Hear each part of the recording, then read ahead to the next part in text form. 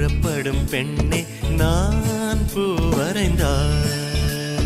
தீ வந்து விரல் சுடும் கண்ணே நான் தீ வரைந்தார்.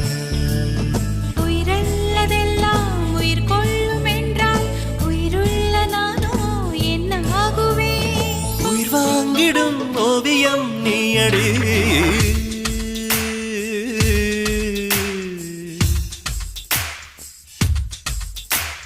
பூவாசம் புறப்படும் பெண்ணே நான் பூ வரைந்தார்.